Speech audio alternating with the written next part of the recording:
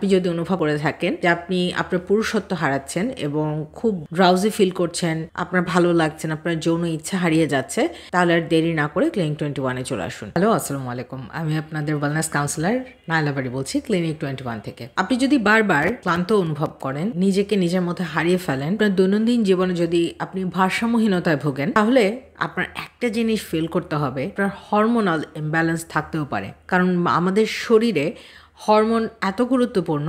আপনার সুস্থতা, আত্মবিশ্বাস এবং আপনার যৌন স্বাস্থ্য কিন্তু হরমোনই খুব ভালোভাবে নির্ধারণ করতে পারে। ক্লিনিক 21 আপনাদেরকে দিচ্ছে XHRT।